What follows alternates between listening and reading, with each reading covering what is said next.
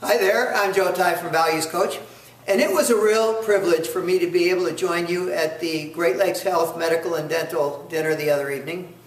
And at the end of my presentation, Dr. George Matthews asked a really good question. What would I advise you to do as a follow-up? And I've thought a lot about what I said at that time, and I'd like to add a few things. First of all, most of you picked up a copy of the book, The Florence Prescription, and if you didn't, we're going to be sending more to Patty at the medical staff office at Kaleida Health, so you can pick one up. I would encourage you to read that book. And I want to say something about this incredible woman, Florence Nightingale. She is very appropriately remembered as having been the founder of the profession of nursing, but she was also, in a very real sense, the architect of the hospital as we know it today. Her book, Notes on Hospitals, really guided hospital architecture and construction for more than 100 years. And in a 2-year period at the Scutari Barrack Hospital, she literally created a roadmap, a blueprint for the hospital organization as we know it today.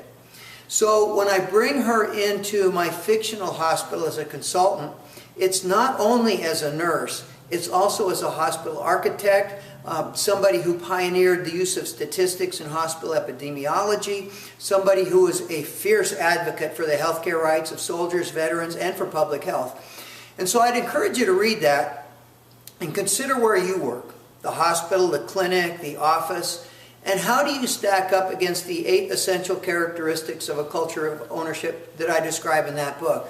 A sense of commitment, engagement, passion, a spirit of fellowship, the pride of profession that are all described in that book. And if there's a gap, and there will be, what can you do to help to close that gap so that you move toward a culture of ownership?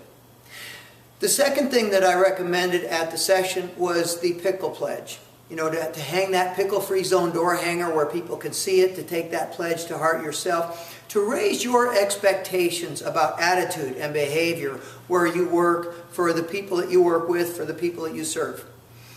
I would also encourage you to define what we call ZTBs, zero tolerance behaviors. You know, the more we can, in an organization, be on the same page when it comes to what is and what is not acceptable, the better our communications, the better our relationships are going to be. And it's obvious, you know, physical violence should be a ZTB. But what about emotional violence? What about bullying? What about talking and spreading rumors about somebody behind their back? These are conversations that are productive and that you really ought to have. The other thing that I would strongly encourage you to do is to become more of an expert yourself on culture.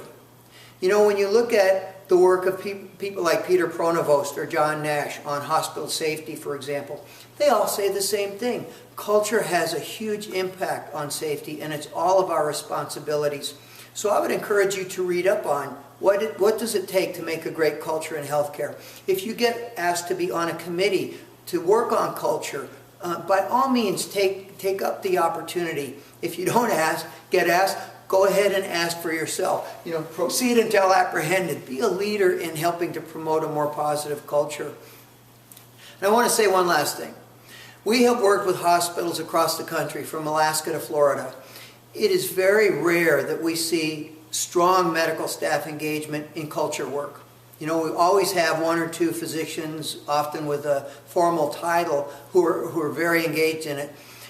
It's very unusual to see the medical staff as a body taking a leadership role in defining culture. And that's the opportunity I see for you at Great Lakes Health. I think that if you really embrace this, you could be a national model.